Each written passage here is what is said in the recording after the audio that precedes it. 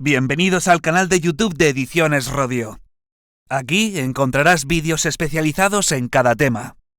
Si te gusta nuestro contenido, no olvides suscribirte, darle a me gusta y comentar tu experiencia. Gracias por elegirnos en tu camino hacia el éxito. Recuerda que nuestros temarios también están disponibles en formato digital y papel. Para cualquier duda puedes escribirnos a info@edicionesrodio.com. Técnico en Cuidados Auxiliares de Enfermería del Servicio Andaluz de Salud. Volumen 2.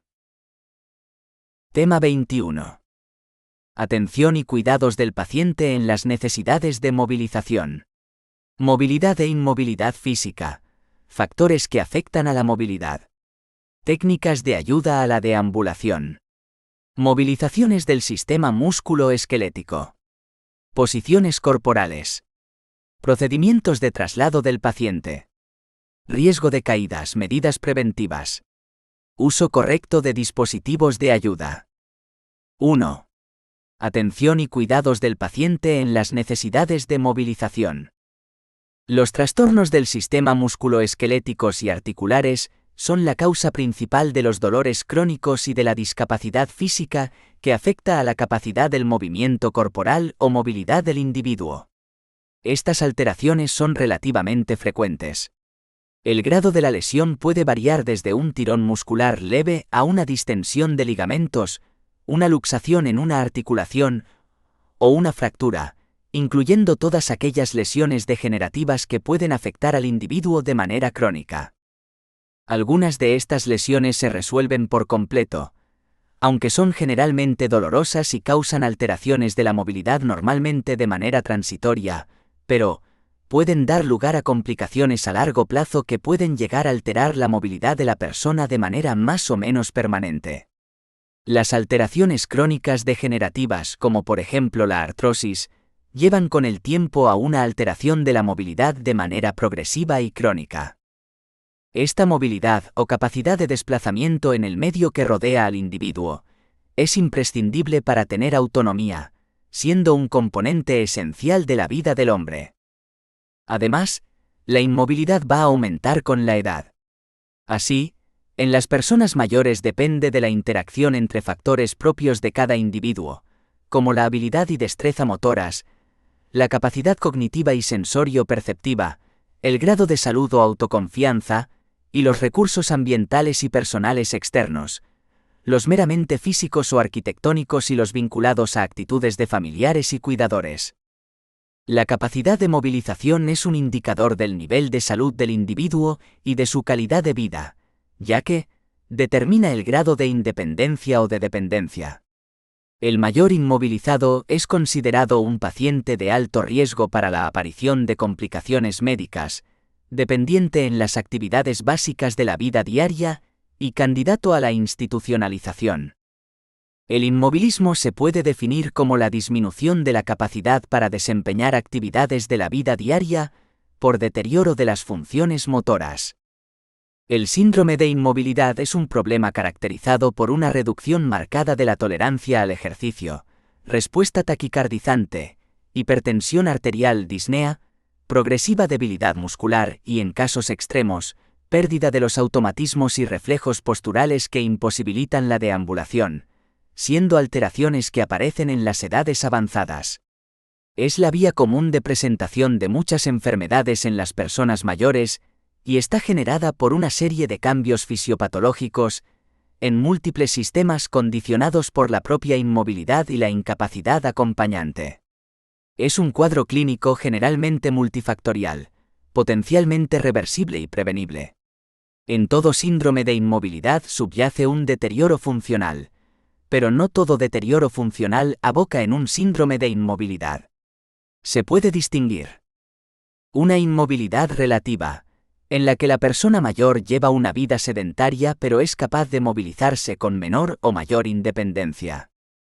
Una inmovilidad absoluta que implica el encamamiento crónico, estando muy limitada la variabilidad postural. El riesgo de la inmovilidad relativa es el encamamiento, mientras que la inmovilidad absoluta es un factor de riesgo de institucionalización, de morbimortalidad y la aparición de complicaciones derivadas de la misma, que agravan la patología subyacente que padece la persona. 2. Movilidad e inmovilidad física. Factores que afectan a la movilidad. Un amplio porcentaje de personas mayores de 65 años tienen en algún grado trastornos de la movilidad.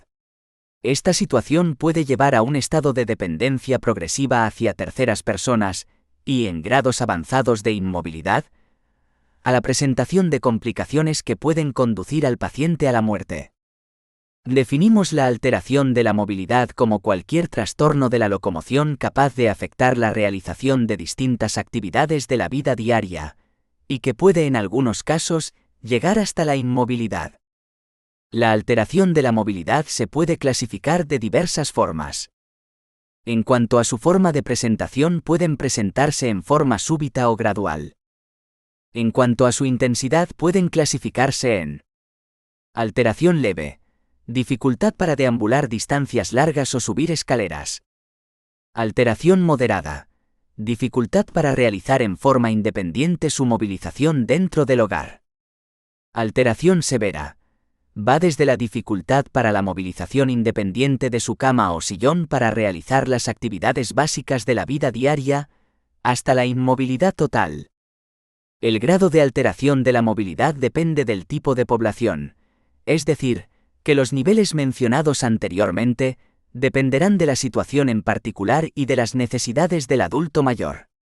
Por ejemplo, para un adulto mayor de una comunidad, una alteración severa puede ser el no poder hacer sus actividades del hogar por sí solo y por ende requerir de ayuda externa.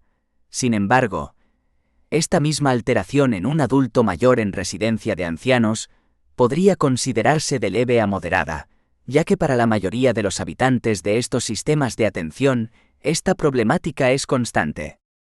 Usualmente la inmovilidad es ignorada como un problema en sí mismo.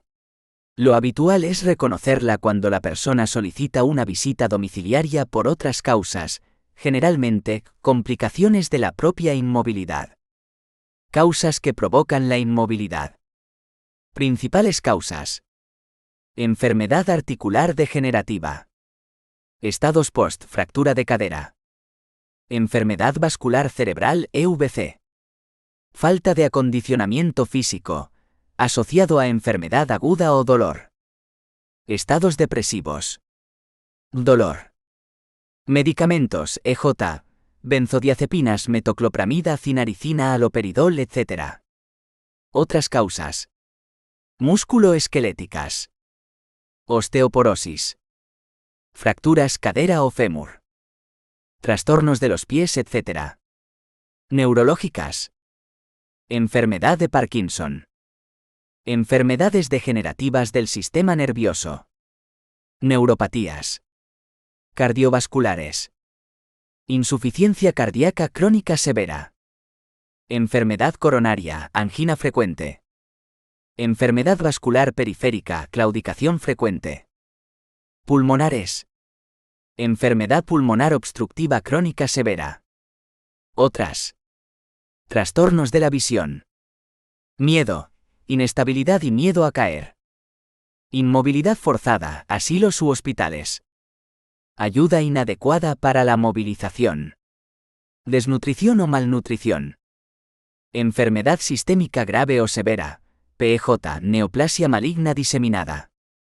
3. Técnicas de ayuda a la deambulación. Deambular, caminar, andar debe ser siempre uno de los objetivos que nos marquemos en todos los usuarios que previamente a su proceso, deambularán. Movimientos pasivos son los que el paciente realiza con ayuda de otra persona. Para movilizar a un paciente encamado, tendremos en cuenta el estado del paciente, si la patología del paciente lo permite y si el paciente está en condiciones de colaborar. Los días encamados causan una serie de inconvenientes que hay que vencer a la hora de volver a deambular. En algunos casos estos inconvenientes son mínimos y el paciente con escasa o ninguna ayuda vuelve a deambular, pero en otras ocasiones el proceso es más laborioso precisando la ayuda de los profesionales y/o de dispositivos creados para tal fin. Analizamos algunos de estos casos. A. Procedimiento de ayuda en la deambulación sin dispositivos de apoyo. Debemos seguir las siguientes indicaciones. Asegurarnos de que el procedimiento no está contraindicado. Lavarnos las manos y ponernos los guantes. Se explica el procedimiento al paciente y se pide su colaboración. Mantener la mirada al frente, no debe mirar al suelo. Frenar la cama. Sentar al paciente sobre la cama con las piernas colgando por el borde. Ayudarlo a ponerse la bata y el calzado adecuado. Colocamos un pie delante del enfermo y el otro a un lado. Flexionando las rodillas, se pide al paciente que rodee nuestro tórax con sus brazos y le ayudamos a alcanzar la bipedestación. Nos colocamos a su lado y se pasa un brazo alrededor de su cintura. El paciente apoya su mano y antebrazo en nuestro hombro más alejado. Se comienza la deambulación vigilando en todo momento los cambios que se puedan producir en el paciente: palidez, sudoración, cansancio. Si aparece alguno de estos cambios, se interrumpe la deambulación y se solicita ayuda para trasladar al paciente a la cama o el sillón. Cuando finalice la deambulación, dejar al paciente perfectamente acomodado en la habitación. Nos quitamos los guantes y nos lavamos las manos. Registramos la actividad y las posibles incidencias que hayan podido ocurrir. B. Deambulación con muletas con marcha de 2 puntos.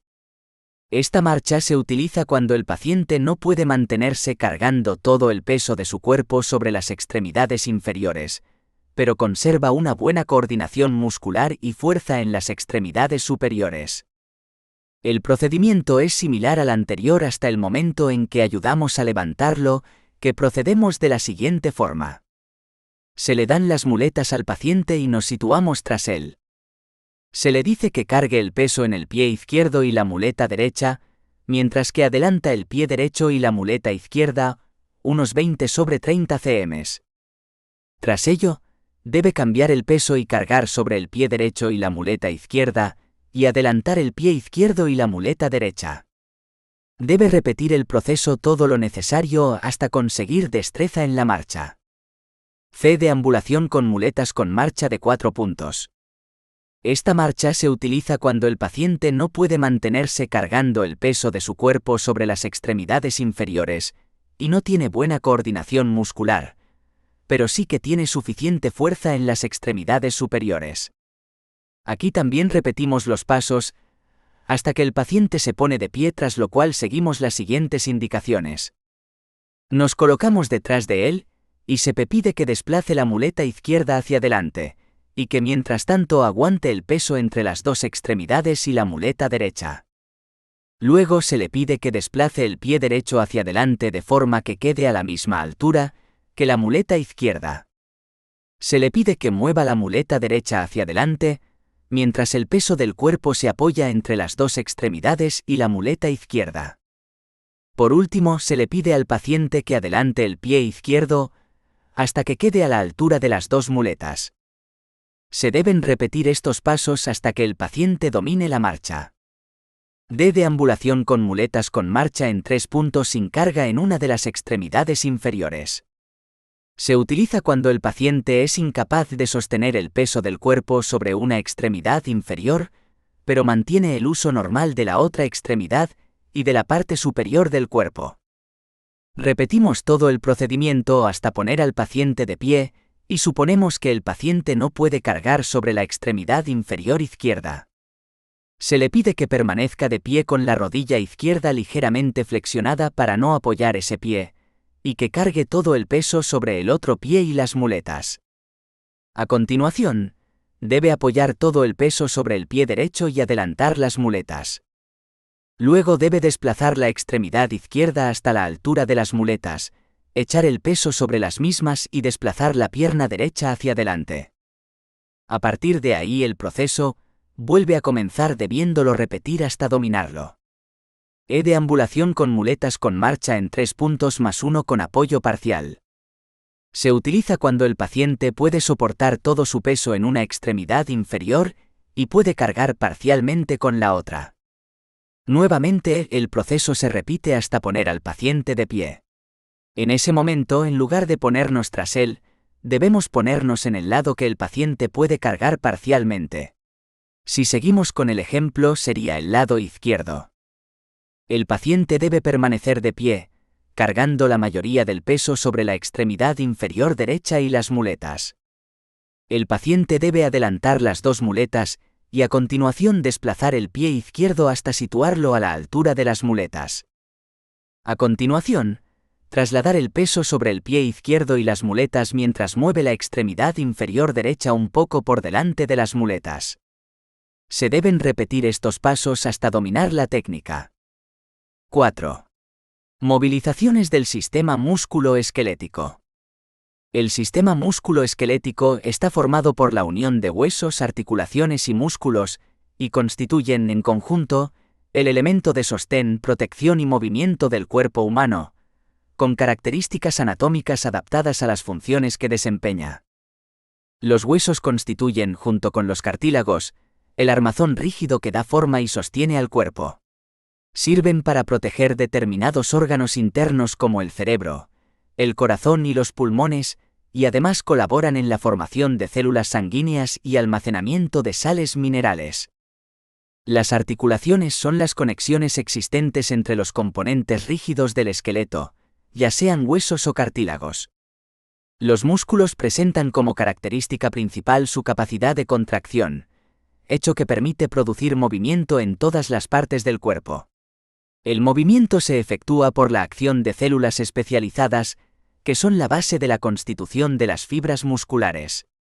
En función de las características de las fibras musculares se habla de tres tipos de músculos: liso, cardíaco y estriado. Cuando el paciente permanece encamado, o se reduce su movilidad, puede perder fuerza y tono muscular, y si no se establece un plan adecuado de movilizaciones, pueden aparecer contracturas y debilitamiento muscular, incapacidad de mover las articulaciones, etc. La movilización consiste en la aplicación de un programa de ejercicios encaminados a conseguir el restablecimiento de las funciones disminuidas por la enfermedad y mantener el alineamiento corporal y la fuerza y el tono muscular. El ejercicio favorece la circulación, el aporte de oxígeno y nutrientes a los tejidos y la eliminación de productos de desecho, aumenta la frecuencia y profundidad respiratoria, facilita la eliminación intestinal, etc. El término movilización se suele emplear tanto para hacer referencia a los ejercicios realizados bajo la supervisión del personal sanitario, enfermería, fisioterapia, etc., como en las técnicas de desplazamiento o movilización postural del paciente en la cama. En función de que el paciente pueda o no hacer por sí mismo los ejercicios, las movilizaciones pueden ser activas, son las que realiza el propio paciente bajo la supervisión del profesional. En ellas se mueven tanto los músculos como las articulaciones de las partes corporales que interese ejercitar. Puede realizarse con asistencia o ayuda del terapeuta o contra resistencia, pesas, poleas. Pasivas, son las movilizaciones realizadas por el terapeuta sobre las distintas partes corporales del paciente según sus arcos de movimiento. Suele tratarse de pacientes que no pueden hacer el esfuerzo que requiere el ejercicio. Es importante destacar también dos conceptos relacionados con el tema. Arco de movimiento. Es el grado de movilidad que permite una articulación del cuerpo. Varía de unas personas a otras según sus características individuales, edad, preparación física, y la presencia de afecciones que disminuyan la capacidad. Siendo el arco de movimiento normal el desplazamiento total de los segmentos corporales propios de una articulación, dentro de sus límites anatómicos, antes de ser detenido por estructuras óseas, ligamentosas o musculares. La menos móvil de las articulaciones es la sinartrosis. Cambios posturales. Son las modificaciones realizadas en la postura corporal del paciente encamado, que forman parte de la enfermería preventiva. La selección y realización de la planificación de estos cuidados debe estar en función de las necesidades del paciente y tiene que respetar las indicaciones médicas en cuanto a posibilidad o restricción de la movilidad. La colocación apropiada del paciente en la cama, los cambios posturales y los ejercicios de movilización son medidas que tienen como objetivo alterar las áreas de presión, Evitar la aparición de contracturas, deformidades, lesiones en la piel y tejidos profundos, y favorecer la comodidad y bienestar del paciente. Arcos de movimiento del hombro y del codo. Arcos de movimiento del tobillo y del pie. Arcos de movimiento del cuello. 5. Posiciones corporales. Existen diversas posiciones básicas del paciente, considerándose a todas aquellas posturas o posiciones que el paciente puede adoptar en la cama, camilla, mesa de exploraciones o quirúrgicas, etc., que son de interés para el manejo del paciente por el personal sanitario y de manera especial por el celador. Los pacientes pueden adoptar diferentes posiciones y con ello, se persiguen distintos fines como son: colaborar en la exploración y diagnóstico médico, permitir una intervención quirúrgica. Según cuál sea el área operatoria, el paciente se encontrará en una posición u otra. Ayudar en el tratamiento de una enfermedad. Conseguir la comodidad del paciente. Evitar complicaciones resultantes de encamamiento, inmovilización prolongada y aparición de las úlceras por presión. A medida que se van describiendo las posiciones más conocidas en la colocación del paciente, se describirán sus aplicaciones en cirugía. A posición de decúbito supino o dorsal. En la posición anatómica el paciente permanece con las manos a cada lado del cuerpo, brazos extendidos, pulgares de aducción y manos de pronación. La cabeza se mantiene erecta y los pies dirigidos hacia adelante. Las rodillas y los dedos en ligera flexión. El enfermo se encuentra acostado sobre su espalda con las extremidades en extensión, las superiores pegadas al cuerpo y las inferiores juntas. El paciente en decúbito supino o dorsal descansa sobre su espalda, con la cabeza y los hombros ligeramente elevados, para lo cual bastará una pequeña almohada. La curvatura lumbar se sostendrá mejor con otra almohada. Si el paciente no tiene apoyo para los muslos, estos tienden hacia la rotación externa. 2 toallas enrolladas apretadas contra las caras externas de los mismos por debajo del trocánter femoral conservarán alineados los miembros inferiores. Las rodillas deberán estar en ligera flexión para lograr la máxima comodidad. Esto se consigue colocando una almohada debajo de los muslos, inmediatamente por encima del hueco popliteo. En el decúbito supino o dorsal los pies tienden a la flexión plantar. Esta flexión de ser prolongada puede ocasionar caída del pie péndulo, con contracción involuntaria de gemelos y sóleo. Es la posición con o sin almohadas más usual, al menos inicialmente hasta que se tenga establecido el diagnóstico. También se utiliza en la exploración del abdomen, piernas y pies, así como para la palpación de las mamas en mujeres. Indicaciones. Examen de tórax, abdomen, miembros superiores e inferiores. Postoperatorio. Estancia en la cama. Cambios de posición. Palpación de las mamas. Contraindicaciones. Ancianos. Enfermos con problemas pulmonares. Enfermos de larga duración o crónicos. Pueden colocarse almohadas en distintas zonas del cuerpo del paciente para favorecer su alineamiento. Debajo del cuello y hombros, para evitar la hiperextensión del cuello. Debajo de la zona lumbar, un pequeño cojín, para mantener la curvatura anatómica. Colocar una toalla enrollada lateralmente bajo las caderas y muslos, evitando la rotación externa del fémur. Debajo del tercio inferior del muslo, para elevar el hueco popliteo. Debajo de la parte inferior de las piernas, para elevar los talones. Para conseguir la relajación de las paredes musculares abdominales, también se usa esta posición de decúbito dorsal. El paciente se encuentra, al igual que en el caso anterior, acostado sobre su espalda y con los miembros superiores extendidos junto al cuerpo. En esta posición las extremidades inferiores se hallan flexionadas por la rodilla y están ligeramente separadas. Las plantas de los pies están apoyadas sobre la cama. Posición de decúbito dorsal en cirugía. En quirófano es la más utilizada. Sus indicaciones principales son cirugía abdominal, vascular, en cara, en cuello, así como para abordajes axilares e inguinales, entre otros. Los principales efectos fisiológicos de la misma en el enfermo son: Reducción de la ventilación por compresión abdominal sobre el diafragma, acentuado si se administra anestesia general por las modificaciones del tono muscular diafragmático y abdominal. Riesgo de atelectasia, al poderse cerrar la vía aérea pequeña. A nivel circulatorio, solo se destacarían los efectos de la posición en decúbito supino en enfermos obesos, con ascitis, tumoración abdominal o en embarazadas. En estos casos, se produciría compresión de la vena cava inferior y consecuente disminución del retorno venoso y gasto cardíaco, apareciendo hipotensión. Esto se podría evitar, ladeando la mesa unos décimo hacia la izquierda. Cuando la cabeza no se almohadilla adecuadamente y el enfermo se hipotensa, hay riesgo de que sufra dolor, tumefacción y alopecia por la presión en la zona occipital. Dolor bajo de espalda al perderse la convexidad lumbar fisiológica tras la relajación de los músculos paraespinales, efecto de la anestesia. Riesgo de pie equino y úlcera de talón en intervenciones largas. Las principales recomendaciones para la posición de cúbito supino. El cuerpo debe quedar perfectamente alineado, con las piernas paralelas, nunca cruzadas por riesgo de compresiones. El brazo de la venoclisis debe apoyarse en su soporte correspondiente, pero cuidando que nunca la abducción sea superior a los 90, por riesgo de lesionar el plexo braquial. El brazo contrario se intentará descansar en otro soporte igual, o en su defecto sujeto al arco de anestesia perfectamente protegido y vigilando también la abducción.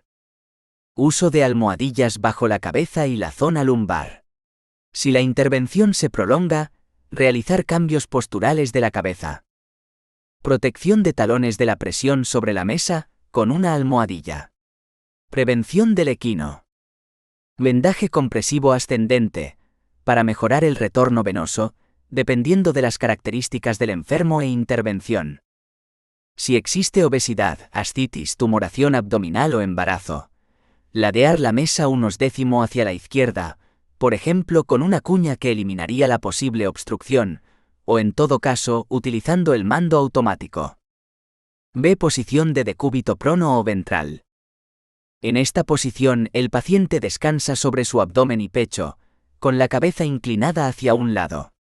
Las medidas de sostén para el paciente en esta posición son almohadas o rollos pequeños en el abdomen a nivel del diafragma, para dar compensación a la curvatura lumbar, y si se trata de una mujer, para disminuir el peso de su cuerpo sobre las mamas. Una almohada pequeña debajo de cada hombro ayuda a sostener la alineación anatómica. Cuando el paciente se encuentra en posición pronoventral, se proporciona presión sobre las rodillas. Para disminuirla puede usarse un pequeño cojín bajo los muslos. Si el paciente quiere una almohada para la cabeza y no existe contraindicación, se le puede colocar una muy pequeña, que incluso puede favorecer el drenaje de las vías aéreas. Debe cuidarse de todas formas que dicha almohada no tenga en hiperextensión la cabeza del paciente. Indicaciones. Exploraciones de espalda, aunque para exploraciones se usan poco, y glúteos. Postura de colocación en enfermos comatosos o inconscientes. Enfermos anestesiados con anestesia general para prevenir el vómito. Cirugía de la columna vertebral. Estancia en la cama, cambios posturales. Pueden colocarse almohadas en distintas zonas del cuerpo del paciente para favorecer su alineamiento. Debajo de la cabeza. Colocación de un pequeño cojín bajo el diafragma para evitar la hiperextensión de la curvatura lumbar, la presión excesiva en las mamas y facilitar la respiración. Debajo del tercio inferior de las piernas, para disminuir el rozamiento en los dedos de los pies. Posición de decúbito prono en cirugía. Es la posición quirúrgica más problemática, tanto por su difícil colocación como por los efectos fisiológicos que conlleva. De hecho, algunos la califican como la posición menos fisiológica que existe, sin olvidar el manejo imposible de las vías respiratorias para el anestesista. Las intervenciones principales en esta posición se realizan sobre el recto y columna vertebral. Los principales efectos fisiológicos de la misma en el enfermo son: dificultad para mover la caja torácica por su propio peso, con el consiguiente riesgo de insuficiencia respiratoria grave. Dificultad para mover el diafragma, por el contenido abdominal y por el propio peso del tórax. Compresión de la vena cava inferior, disminuyendo el gasto cardíaco y aumentando la PVC. Este hecho va a provocar un estasis venoso abdominal, pudiendo quedar retenido gran cantidad de anestésico en todo el árbol vascular peritoneal. Se han descrito casos de parada respiratoria en el postoperatorio inmediato, al salir repentinamente dicho anestésico al torrente circulatorio, hecho a tener en cuenta principalmente en ancianos y enfermos de alto riesgo. También por el estasis, el retorno venoso de las extremidades inferiores se dirige por vías que ofrecen menor resistencia, como por ejemplo a través del plexo venoso de la columna vertebral, plexo de Batson, fenómeno que puede causar mayor sangrado durante la cirugía de la médula espinal. Congestión a nivel de la cabeza. La rotación de la misma y el cuello puede producir isquemia por oclusión de la carótida o las arterias vertebrales. Una rotación de octogésimo de la cabeza puede ocluir por completo la arteria vertebral contralateral, con graves consecuencias si se sospecha enfermedad arterial cerebral o arteritis, ya que al estar los vasos parcialmente ocluidos por aterosclerosis, pueden sufrir isquemia, trombosis o ictus embólico. Las principales recomendaciones para la posición de cúbito prono. Es fundamental empezar reseñando que para adoptar esta posición es necesario voltear al enfermo una vez que ha sido anestesiado en posición supina. Para ello, son necesarias al menos 6 personas que deben efectuar esta maniobra de forma coordinada y cooperativa. Es esencial evitar la torsión de los miembros y mantener la cabeza estrictamente alineada con el tronco durante el movimiento. Las manos del paciente deben protegerse del peso del cuerpo que cae sobre ellas. Cabeza. En el caso de pacientes con una anatomía vascular intacta, la cabeza se ladea descansándola en una almohada, ya que en esto se produce una compensación al aumentar el flujo cerebral a través de la arteria vertebral opuesta o el polígono de Willis. Sin embargo, si se trata de un enfermo con antecedentes de patología arterial cerebral, tendremos que utilizar el soporte reposacabezas almohadillado en forma de herradura, que soporta la periferia de la cara sin presionar los ojos. Tronco. Para aliviar la presión sobre el tórax y abdomen pondremos 2 rodillos almohadillados debajo del tórax a la altura de las axilas y otros 2 a nivel de las palas ilíacas. Estos últimos no deben comprimir los vasos femorales. El rodete debería formarse doblando paños no arrugados. Los requisitos de un buen rodete axilar serían: suficientemente grueso y no debe ser compresible, de forma que el tórax quede separado suficientemente y el hombro completamente descargado. Suficientemente largo para servir de soporte a la anchura anteroposterior del tórax. Suficientemente ancho para repartir la presión sobre varias costillas. Colocarse ligeramente caudal a la axila, para evitar la compresión de las estructuras neurovasculares axilares. Brazos. Se colocan sobre 2 apoyabrazos con máximo cuidado, evitando hiperextensiones y caídas. Protección adecuada de los codos. Miembros inferiores. Se protegen las rodillas y los pies, evitando el roce de los dedos con la mesa. Se elevará la parte inferior de las piernas, favoreciendo el buen drenaje, siempre y cuando esto no moleste en la intervención. Evitar presiones en las mamas de las mujeres y en el aparato genital masculino. Otras posiciones de prono en cirugía. Se usan varias posiciones similares al decúbito prono tradicional, la postura de Kraske y postura de laminectomía. Postura de Kraske. Es la posición también conocida como de navaja y es una modificación de la prona. Sus efectos fisiológicos son similares a esta última y al Trendelenburg. La mesa se quiebra a nivel de la cadera en un ángulo variable, moderado a severo, dependiendo de las necesidades quirúrgicas. Las indicaciones principales son intervenciones rectales, por ejemplo hemorroides y coccígeas. Las principales recomendaciones para esta posición. Almohadillar la zona de la cadera e ingle. Protección de pies, rodillas y piernas. Descansar los brazos en sus soportes, flexionando cómodamente los codos. Es importante regresar lentamente al paciente a la posición horizontal, debido al estancamiento venoso que se produce, evitando así problemas secundarios. Postura de laminectomía. Es otra modificación de la posición prona, teniendo ambas efectos fisiológicos muy similares. Su indicación principal es la laminectomía torácica o lumbar. Se necesita un soporte especial que eleve el tronco y miembros inferiores por encima de la mesa. Por ello es aconsejable anestesiar al enfermo en la cama o camilla en decúbito supino y posteriormente pasarlo a la mesa quirúrgica, volteándolo cuidadosa y coordinadamente entre los miembros del equipo. C. Posición de decúbito lateral. En esta posición el paciente permanece apoyado sobre un costado, bien derecho o izquierdo, con las extremidades extendidas. Esta posición completa su denominación con decúbito lateral, derecha o izquierda según el costado que esté apoyado en la cama. El miembro superior correspondiente al lado sobre el que se haya recostado el paciente está por delante del cuerpo. Indicaciones. Para hacer la cama ocupada con un paciente encamado. Para administrar tratamiento por vía rectal, por ejemplo supositorios. Administración de inyectables intramusculares. Para prevenir las úlceras por decúbito, cambio postural. Administración de enemas.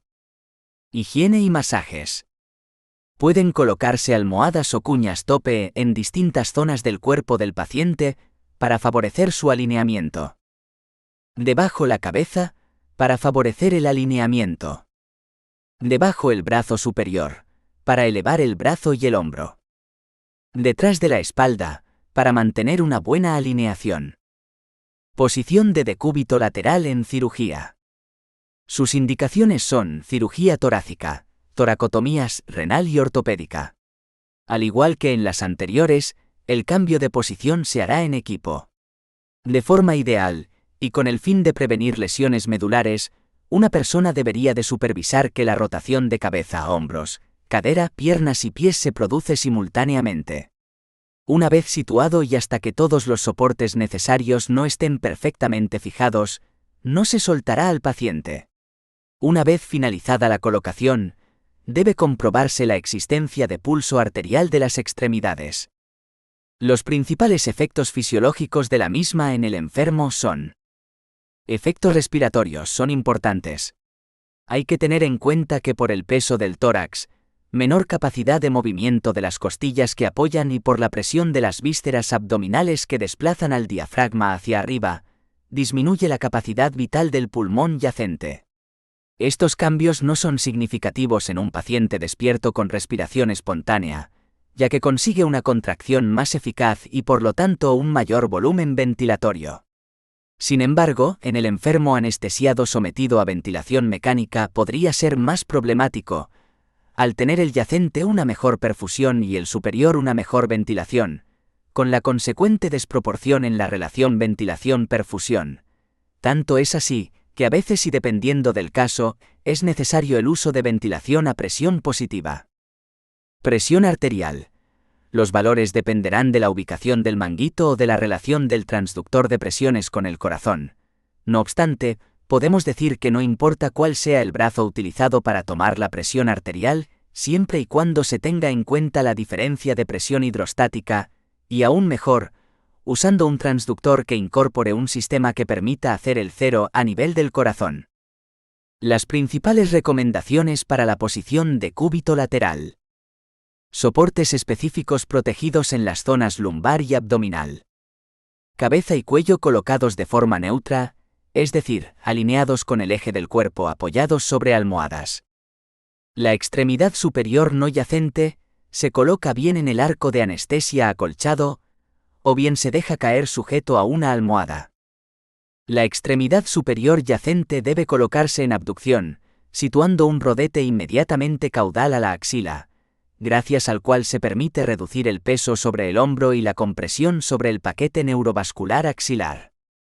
Cuidado con el ojo que queda abajo, ya que se pueden producir lesiones de diferente gravedad, incluyendo la ceguera, complicación muy rara afortunadamente. Miembros inferiores. El superior se extiende y el inferior o yacente se flexiona en la cadera y rodilla. Entre ellos se coloca una almohada. También protegemos los pies y tobillos. La oreja que apoya, la colocamos sobre una superficie blanda. De posición semiprona, de Sims o inglesa. Esta posición es similar a la posición lateral en la que el paciente está tumbado sobre su lado, pero en la posición de Sims, el peso del paciente se carga sobre la parte anterior del ilion, el húmero y la clavícula, más que sobre la parte lateral del ilion y del omóplato.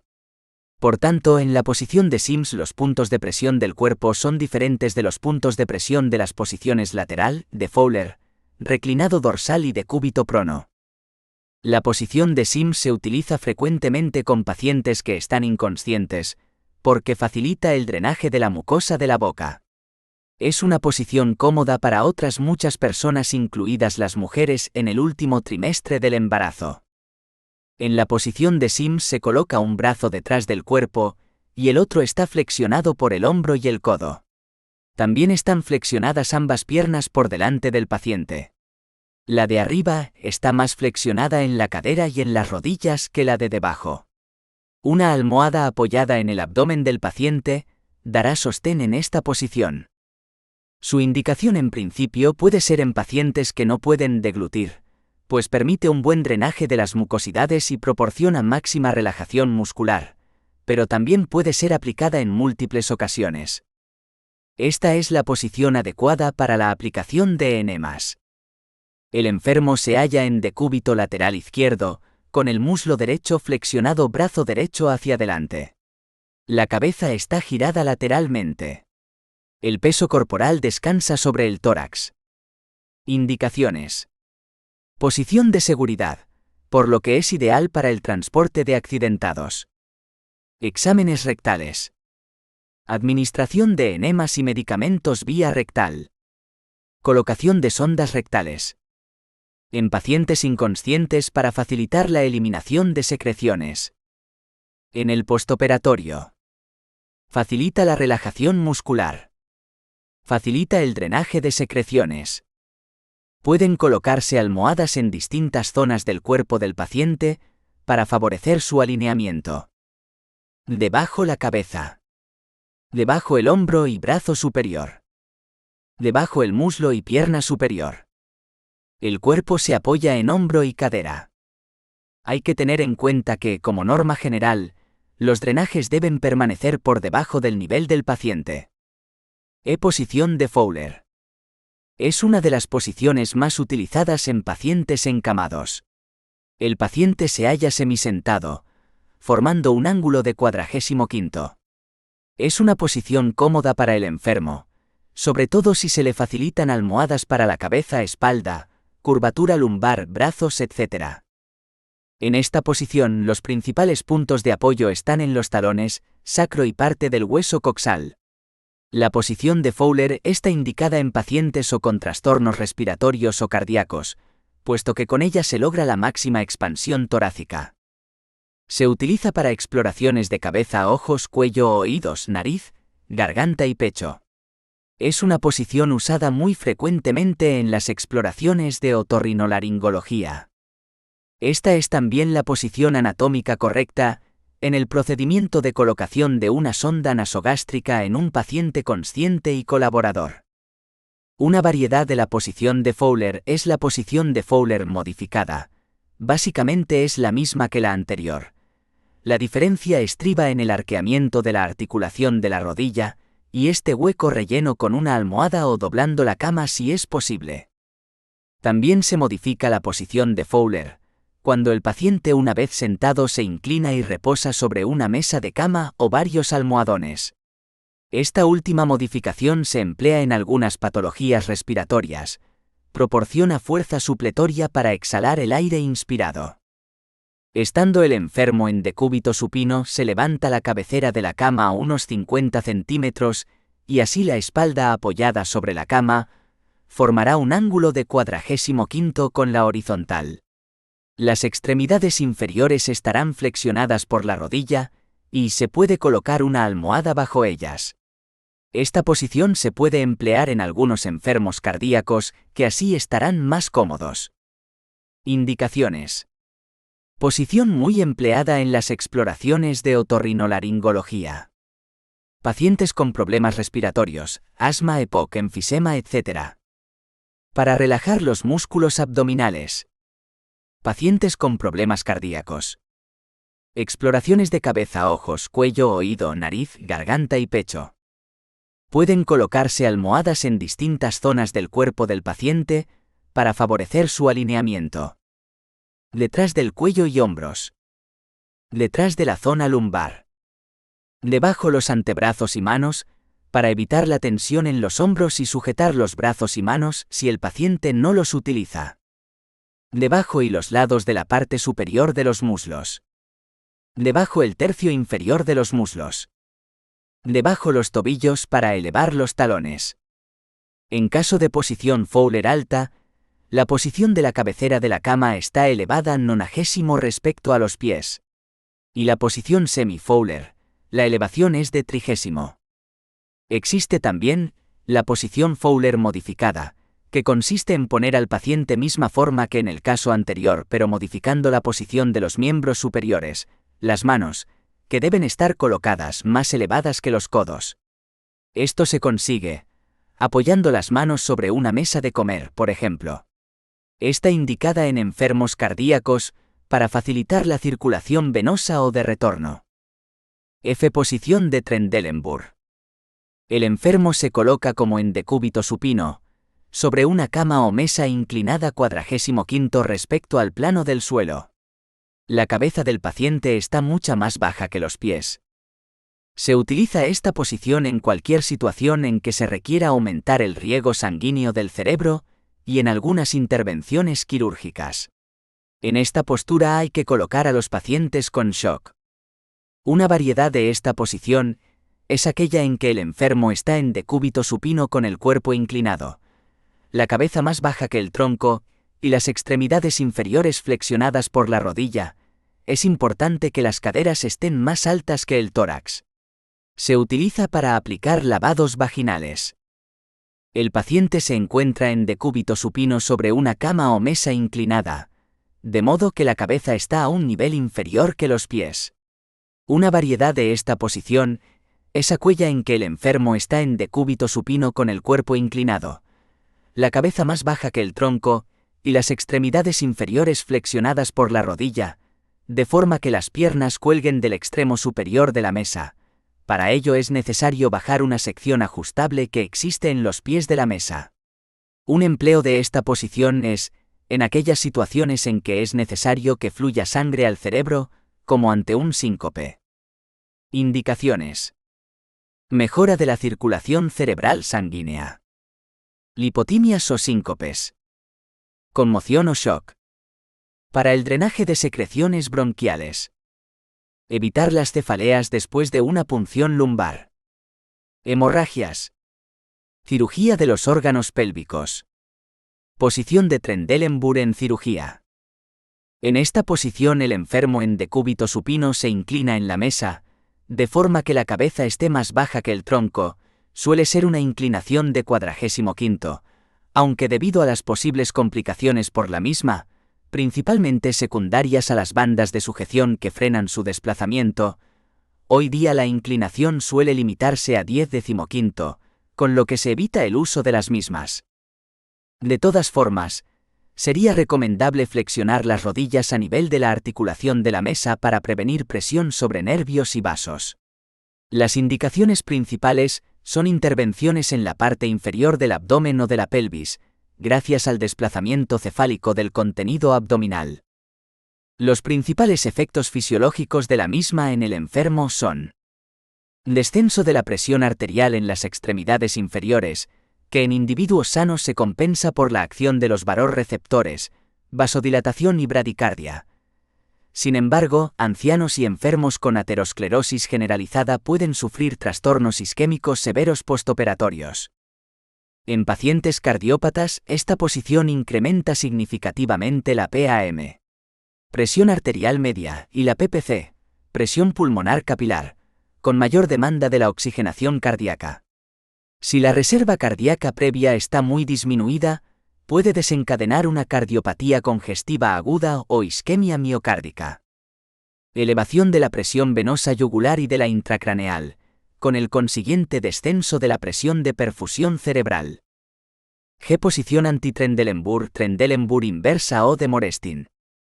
Es como su nombre indica la posición contraria a la de Trendelenburg, es decir, la cabeza del enfermo descansa sobre la parte más elevada y los pies sobre la más baja. Se logra generalmente colocando unos tacos en las patas de la cabecera de la cama, suele ponerse una tabla en los pies de la cama, con objeto de que no se deslice el paciente. El enfermo está inclinado en decúbito supino con la cabeza a un nivel superior que los pies. Indicaciones. Exploración radiográfica. Facilita la circulación sanguínea a nivel de las extremidades. En algunas intervenciones quirúrgicas, bocio. En caso de problemas respiratorios. En caso de hernia de hiato. Posición anti-Trendelenburg en cirugía. Partiendo del decúbito supino, inclinamos la mesa en el sentido contrario del Trendelenburg, es decir, la cabeza del paciente queda más alta que los pies. Las principales indicaciones son cirugía del tiroides, vesícula y vías biliares. No obstante, se utiliza realmente en raras ocasiones en su estado puro. Así, por ejemplo, para las tiroidectomías basta con situar un rodillo almohadillado bajo los hombros para conseguir la hiperextensión del cuello. Las principales recomendaciones para esta posición. Evitar un accidental deslizamiento del paciente, para lo cual utilizaríamos soportes almohadillados en los pies. Se almohadilla la nuca, curvatura lumbar y las rodillas. Por último, indicar que a nivel fisiológico no existen grandes diferencias con la posición supina. H. Posición genupectoral o mahometana. En esta posición, el paciente adopta una posición similar a la que adoptan los mahometanos para sus prácticas religiosas, de ahí su segunda nominación, mahometana. El paciente se arrodilla apoyado sobre su pecho, poniendo las caderas hacia arriba y apoyando los hombros en la cama, así como la cabeza de forma lateral. Se emplea esta posición en los exámenes de recto y colon, así como en curaciones específicas de la zona perianal. Las rodillas estarán ligeramente separadas y los muslos perpendiculares a la cama. La cabeza estará vuelta hacia un lado y los miembros superiores colocados en la forma que desee el paciente. Esta posición se utiliza para exámenes rectales, fundamentalmente. En esta posición, hay que prestar especial atención al paciente, por resultar una posición bastante humillante para él. 1. Posición de litotomía o ginecológica. La paciente se halla acostada boca arriba, con una pequeña almohada debajo de la cabeza. Las piernas colocadas sobre los estribos, los muslos están flexionados en ligera abducción mientras que las rodillas lo están mucho más. Esta posición es utilizada en ginecología para el examen manual de pelvis, vagina, recto y para la exploración de la embarazada. Se utiliza en las intervenciones quirúrgicas de los aparatos urinario y reproductor, es la posición a adoptar en el parto. La enferma se encuentra en decúbito supino, con la pelvis borde de la mesa. Las extremidades inferiores están separadas, con los muslos y piernas flexionadas. Para sostener estas extremidades existen unos soportes o estribos, perneras, en los que se pueden colocar las rodillas o los pies. Indicaciones. Exámenes ginecológicos, vaginal, rectales y vesicales. Partos. Intervenciones ginecológicas. Lavado genital. Sondaje vesical en la mujer. Examen manual o instrumental de la pelvis. Exploración de las embarazadas. Posición de litotomía en cirugía. Se utiliza en cirugía perianal, rectal, vaginal y urológica. En ella se sitúa al enfermo en decúbito supino con las extremidades inferiores flexionadas y elevadas, para dejar accesibles al periné y el recto. Los principales efectos fisiológicos de la misma en el enfermo son: las repercusiones cardiopulmonares serían similares a las citadas para la posición supina. Resaltar el hecho de que se pueda producir hipotensión al descender las piernas del paciente al final de la intervención, debido al relleno sanguíneo de las venas. Todo ello se agravaría en caso de hemorragia importante intraoperatoria o enfermedad cardíaca previa. Compresión nerviosa periférica. Lesión del nervio ciático popliteo externo es la compresión principal. Las principales recomendaciones para esta posición. Colocar las piernas en las perneras a la vez, para evitar luxaciones de la cadera. El enfermo habrá situado previamente la zona glútea en el extremo distal de la mesa, para prevenir tensión en músculos y ligamentos lumbosacros. Es fundamental el adecuado almohadillado de las perneras. Las piernas se fijan con las bandas de sujeción. Las perneras se pondrán a la misma altura y en relación con el tamaño de las piernas del paciente. Una regla: siempre las perneras a las piernas, nunca las piernas a las perneras. Fijados los miembros, se retiran los planos de la mesa, descansando el brazo de la venoclisis sobre un soporte y el contrario, bien sobre el arco de anestesia o bien bajo la zona lumbar con la palma de la mano mirando hacia abajo, para prevenir lesiones en la misma. Es importante comprobar que la pernera no hace presión sobre el hueco popliteo, ni sobre el nervio ciático popliteo externo. Al terminar la intervención es importante bajar las dos piernas a la vez y lentamente. 6. Procedimiento de traslado del paciente. Las transferencias de enfermos se realizan habitualmente entre dos profesionales, excepto en algunos casos especiales, levantamiento de enfermos en bloque, etc., que requieren la participación de un número mayor de personas. Aunque existen numerosas actividades que precisan de la transferencia de enfermos, las más frecuentes y las que mayor demanda física requieren para los profesionales son el paso del enfermo desde la cama a una camilla, de aquí a una butaca o silla de ruedas y desde estas a la cama. Esta última es la que mayor esfuerzo físico requiere, pues la carga es ascendida en contra de la fuerza de la gravedad. Transferencias o traslados más frecuentes. A traslado camilla-cama o viceversa. Distinguimos entre 1. Personas independientes. Se precisa de una sola persona que revise y ayude al paciente. Se explica el proceso. Se sitúa la camilla junto a la cama sin dejar ningún espacio entre ellas. Las ruedas de ambas deben estar frenadas. Comprobar que el enfermo no tiene colocada ninguna sonda, nasogástrica vesical, drenaje o sistema de suero que dificulte el traslado. Animar a que el enfermo se deslice y se cambie de ubicación. 2. Personas dependientes. Un paciente dependiente o no colaborador no se puede trasladar por sí mismo, e incluso puede que ni preste ayuda, lo que conlleva una mayor dificultad en la transferencia. Se explica el procedimiento al paciente. Se colocan cama y camilla en la posición adecuada y se frenan. Se debe mantener la intimidad del enfermo cubriéndolo con una sábana, a ser posible. Si tiene sonda vesical, se pinza y se traslada encima del paciente para evitar infección urinaria. El sistema de suero ofrece distintas alternativas, siendo la preferible colocarlo en un pie con ruedas. Existen materiales que nos sirven de ayuda como tablas deslizantes, las sábanas de la cama, grúas o camas eléctricas. Entre las personas dependientes distinguimos varios tipos de traslados o transferencias. 1. Traslado simple en brazos. Se precisa una sola persona. Se utiliza en niños, personas de poco peso y personas que pueden ayudar.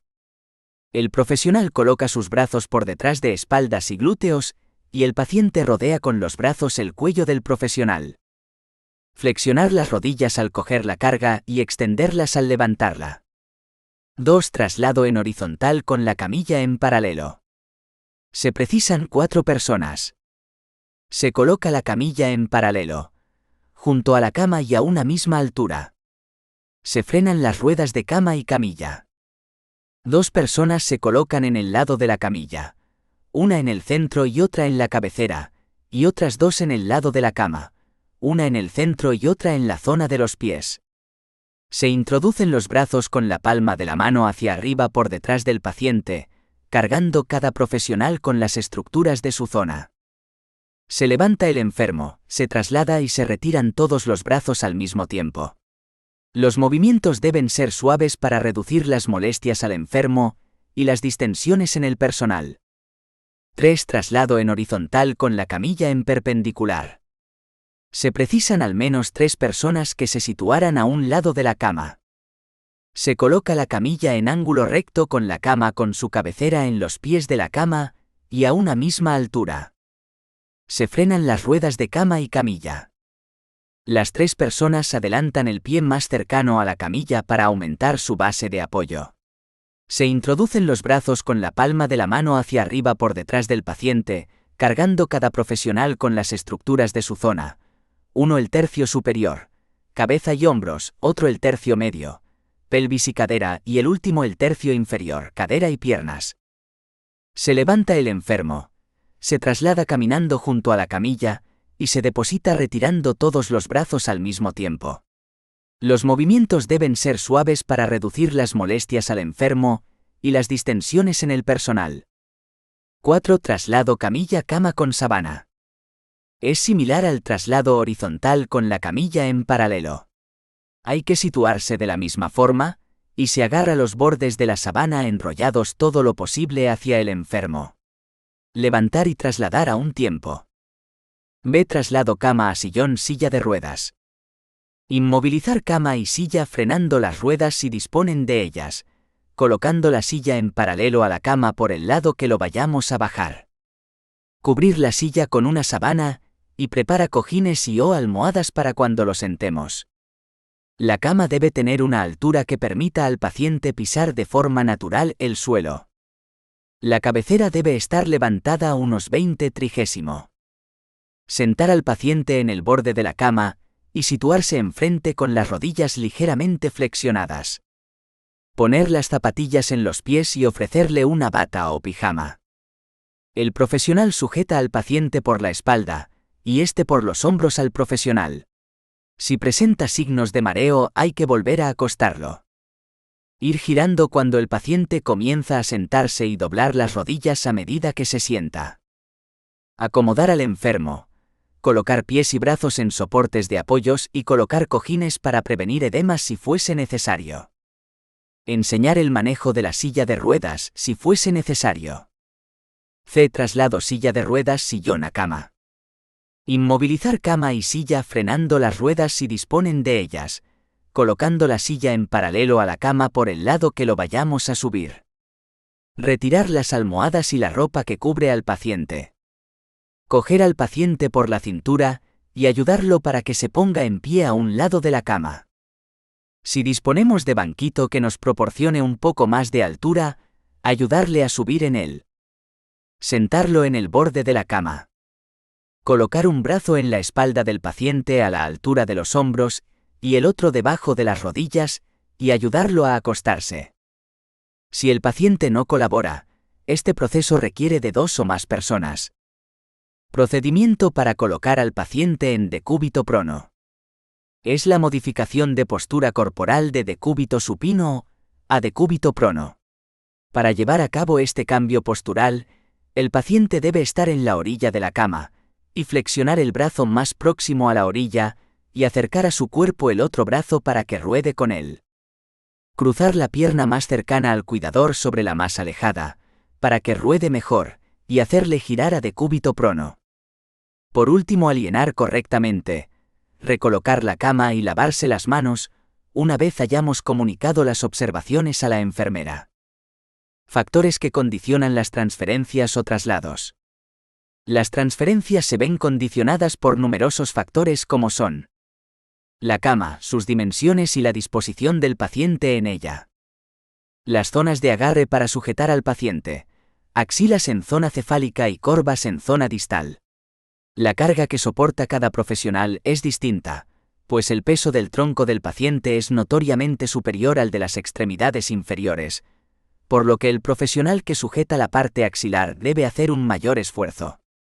Las distintas variables entre los 2 profesionales, desigualdad de constitución física entre ambos, altos y bajos, hombres y mujeres, con antecedentes de lesiones de espalda o no, etc. Todo ello hace que el trabajo no esté correctamente distribuido y que haya un profesional que realice más esfuerzo que el otro durante la transferencia del enfermo. El paciente por dolor, temor, demencia, puede realizar durante la transferencia movimientos bruscos que modifiquen su centro de gravedad y dificulten la transferencia, originando un mayor esfuerzo de los profesionales que la realizan.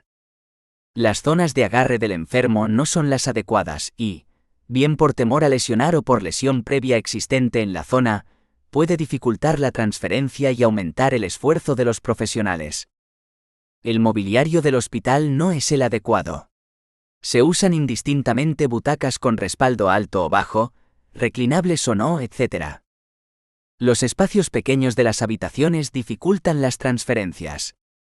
El ritmo de trabajo que impone la dinámica del centro no permite establecer pausas de descanso entre los periodos en los que se realizan las transferencias.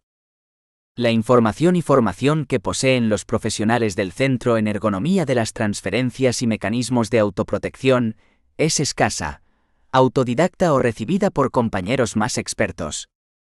El hospital carece de dispositivos mecánicos de ayuda, o bien, en ocasiones son rechazados por los propios profesionales que los consideran poco eficaces e inoperantes. 7. Riesgo de caídas, medidas preventivas. Según la OMS, una caída es la consecuencia de cualquier acontecimiento que precipite al individuo al suelo en contra de su voluntad. El medio hospitalario puede ser un elemento de apoyo para el paciente, pasamanos, superficies antideslizantes, pero también puede aumentar el riesgo de caídas, entorno extraño, desorientación. Las caídas en un centro hospitalario son un hecho real de frecuencia relativamente baja y consecuencias normalmente no graves. Son, por tanto, un problema de salud con repercusiones tanto a nivel personal como de costes sanitarios. Solo el 5% de las caídas produce lesiones graves, pero pueden limitar la movilidad del usuario ocasionando discapacidad temporal o permanente, pudiendo aparecer complicaciones que agraven su pronóstico vital. Garantizar la seguridad del enfermo y prevenir las caídas son importantes indicadores de calidad hospitalaria. Protocolo de prevención de caídas de pacientes hospitalizados. Con prevención de caídas nos referimos a los cuidados que deben ser prestados para mantener cubierta la necesidad de seguridad del paciente y su entorno mientras esté hospitalizado. No existe una sola definición de caída, entre otras tenemos. Según la OMS se define como la consecuencia de cualquier acontecimiento que precipite al individuo al suelo en contra de su voluntad. La definición que nos parece más completa es la siguiente: el súbito y no intencionado cambio de posición que causa la precipitación del individuo a un nivel inferior, sobre un objeto o el suelo, aclarando que no es consecuencia de un episodio agudo de parálisis, crisis epiléptica o fuerza externa irresistible. Según el tipo de caídas podemos distinguir dos grupos. Caída accidental. Un factor externo actúa sobre una persona alerta y sin dificultades para caminar originando la caída. Caída no accidental. Puede producirse por una pérdida súbita de conciencia en un sujeto activo o en personas con alteración de la conciencia o dificultad para la deambulación. La identificación de los factores de riesgo asociados a las caídas es una herramienta útil en el diagnóstico de estas. Los factores de riesgos pueden ser intrínsecos o personales y extrínsecos o ambientales.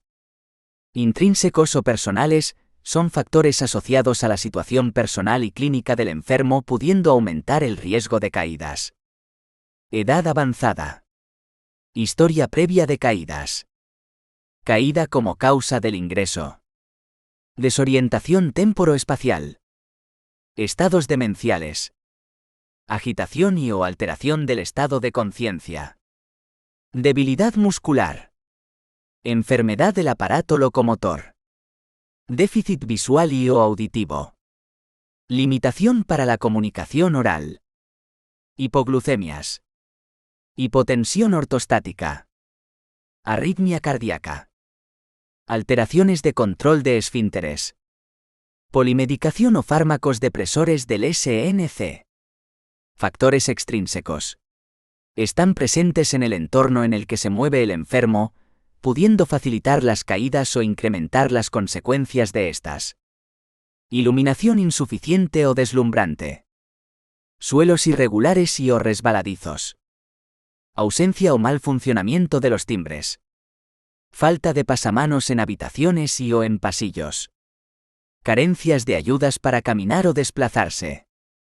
Falta o mala adaptación de gafas o audífonos. Falta de personal y o cuidadores. Limitación del espacio físico.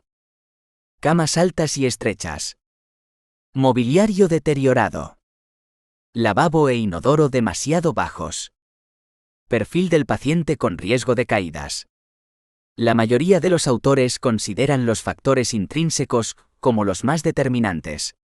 Los factores más frecuentes que se presentan en pacientes considerados de alto riesgo son los relativos a estado mental, movilidad y deambulación, control de esfínteres, déficits sensitivos, historia de caídas previas, edad avanzada, medicación con acción a nivel del SNC. En resumen, podemos decir que el paciente de riesgo es toda persona con movilidad limitada, alteración del estado mental, necesidades especiales de aseo, déficit sensitivo y o historia de caídas previas al ingreso. Para disminuir el riesgo de caídas, lo más útil es identificar aquellos pacientes con mayor riesgo de caídas. Para ello usamos una serie de escalas de valoración de riesgos de caídas. Las más frecuentes son: Escala St. Thomas Hospital modificada. Utiliza un código SINO, de modo que cada respuesta afirmativa suma un punto. Un total de 2 o más puntos en el resultado final significa aumento del riesgo de caída. Sí. No. 1. ¿Tiene historia de caídas previa o ha ingresado por una caída? 2. ¿Está agitado, confuso, desorientado? 3. ¿Oye o ve mal? 4. ¿Necesita acudir con frecuencia al aseo o es incontinente? 5. ¿Tiene dificultades para caminar y o incorporarse? Total. Escala St. Thomas Hospital modificada. Escala de Downton. Puntúa 0 a 1 5 ítems. Un resultado mayor de 2 puntos significa alto riesgo de caídas. Escala de riesgo de caídas, JH Downton. Alto riesgo mayor que 2 puntos. Caídas previas. No.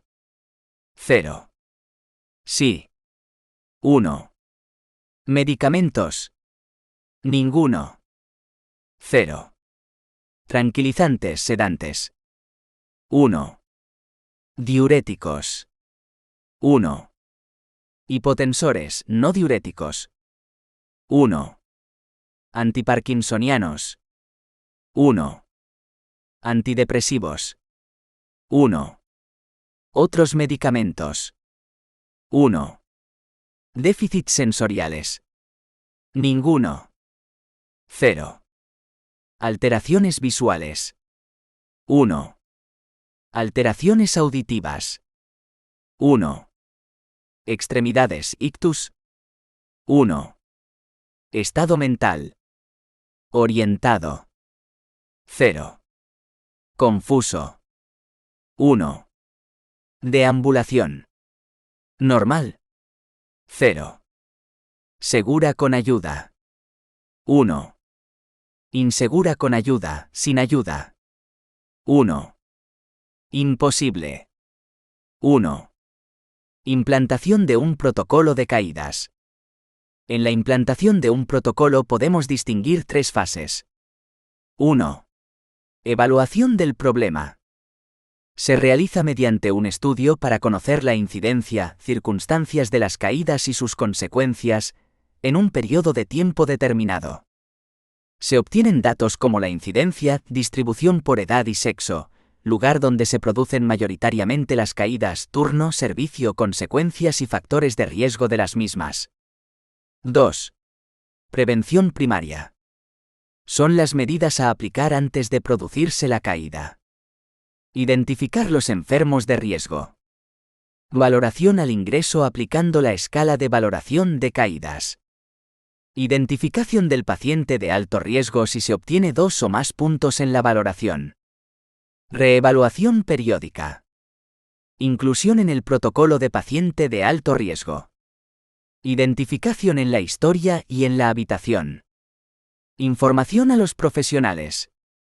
Información al enfermo y al cuidador. Medidas preventivas de las caídas. A generales, de aplicación a todos los pacientes ingresados en el centro. Seguridad en el entorno. Señalización adecuada en habitaciones y zonas comunes. Evitar suelos irregulares, húmedos o resbaladizos. Evitar la presencia de objetos en el suelo. Iluminación de emergencia en las habitaciones. Mobiliario adecuado, timbres, barra de seguridad, camas. Seguridad personal. Acceso a ayudas mecánicas, andadores, bastones, etc., para enfermos con limitaciones en la deambulación. Enseñar al paciente y familiares la incorporación de la cama y asientos. Instruir al enfermo para pedir ayuda cuando la necesite. Orientar en la elección de ropa y calzado adecuado. B específicas, de aplicación para enfermos con alto riesgo de caídas. Valorar la comprensión por parte del paciente de órdenes sencillas. Pedir la colaboración de los cuidadores para la aplicación de medidas preventivas. Intensificar la vigilancia del enfermo. Asistir al paciente dependiente en el aseo personal y la deambulación. Comprobar el freno de la cama cada vez que se realice un traslado. Facilitar la evacuación urinario cada 2 o 3 horas en pacientes incontinentes o dependientes. Particularidades del protocolo general. Unidad infantil. Elevar los laterales de la cuna. Instruir a los familiares para que no abandonen la habitación sin comprobar el estado del niño. Cuando sea necesario sacarlo de la cuna, debe permanecer acompañado por un profesional o un familiar en todo momento. Acompañarlo en todo momento en el baño. Área quirúrgica. Elevar las barandillas de la cama. Vigilancia por el personal. Asegurar al paciente en los cambios de cama, camilla y viceversa. Asegura al paciente en los movimientos de cambios de posición de este o de la mesa quirúrgica. 3. Prevención secundaria. Son aquellas medidas a adoptar después de producirse la caída. Atención preferente e inmediata a la situación clínica del enfermo. Notificación al personal sanitario o la familia. Notificación al médico responsable o de guardia. Diagnóstico y tratamiento de las lesiones. Registro de la caída. Inclusión en el protocolo de paciente de alto riesgo, si no estaba considerado como tal. Aplicación de las medidas preventivas para los pacientes de alto riesgo, o revisión de estas si ya se estaban aplicando. Algoritmo del protocolo de prevención de caídas. 8. Uso correcto de dispositivos de ayuda.